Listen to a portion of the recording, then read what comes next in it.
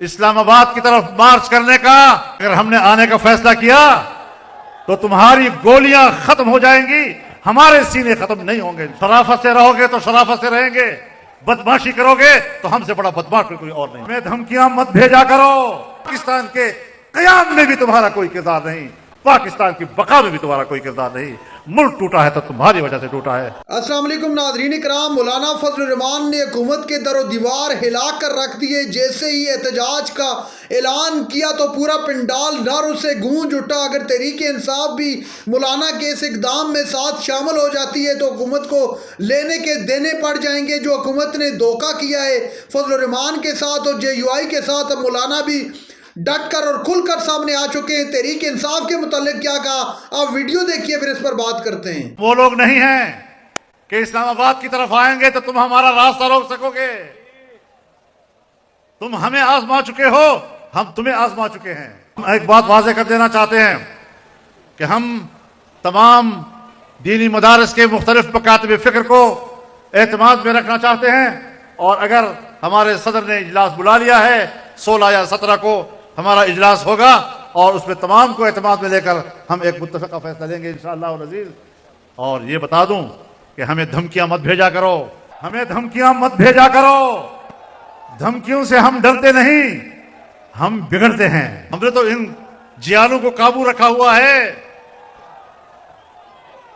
اور اگر ہم نے آنے کا فیصلہ کیا تو تمہاری گولیاں ختم ہو جائیں گی، ہمارے سینے ختم نہیں ہوں گے۔ شرافت سے رہو گے تو شرافت سے رہیں گے، بدماشی کرو گے تو ہم سے بڑا بدماش کوئی اور نہیں۔ انہوں نے ایک اور چال چلی ہے، وہ بھی بتا دوں آپ کو۔ ہمارے ہی رنگ کے مولویوں کو اٹھا کر میڈیا پہ لا رہے ہیں۔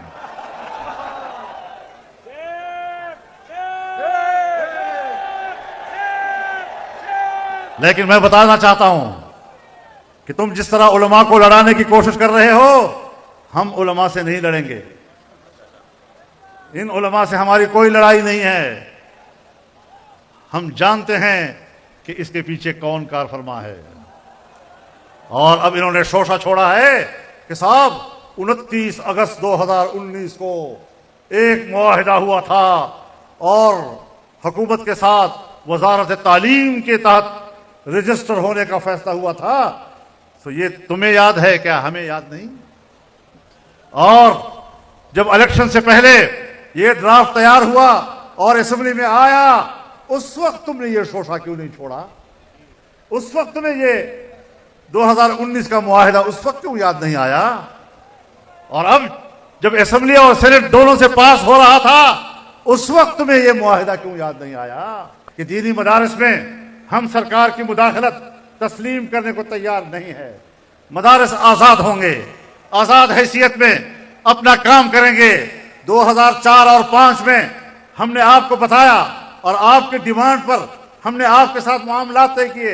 آپ نے کہا مدارس کا مالیاتی نظام، ہم نے کہا بالکل ٹھیک ہے۔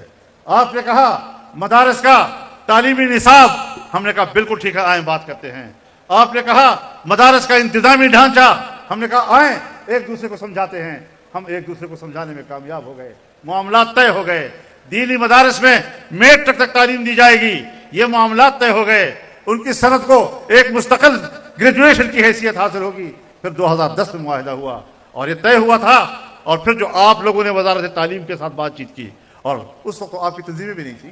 وزارت تعلیم سے ہم منسلک ہوں گے، ماتحت نہیں ہوں گے، لیکن تم لوگوں نے ایک ڈائریکٹریٹ جنرل بنایا اور کہا کہ اس ڈائریکٹریٹ کے تحت آپ نے رجسٹریشن کرنی ہوگی۔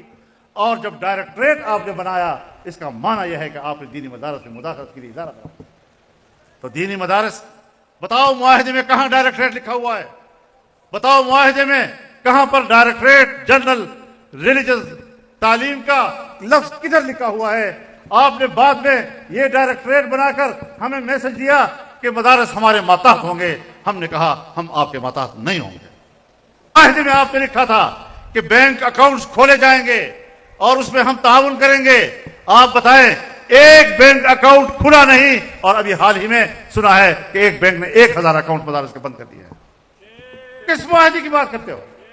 جس معاہدے کو تم نے پھاڑا ہے، جس معاہدے کو تم نے اچھالا ہے، اس کا ذکر کرتے ہو، اور بمقابلہ قانون کے معاہدہ تو لفظی چیزیں ہوتی ہیں، ڈائریکٹریٹ تو ایک لفظی چیز ہے۔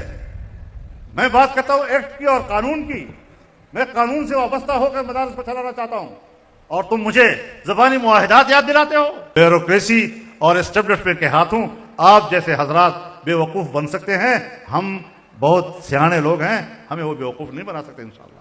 اس معاہدے میں لکھا تھا کہ غیر ملکی طلباء ان کو 9 سال کا ویزا دیا جائے گا تاکہ غیر ملکی پاکستان کے مدارس میں پڑھ سکیں۔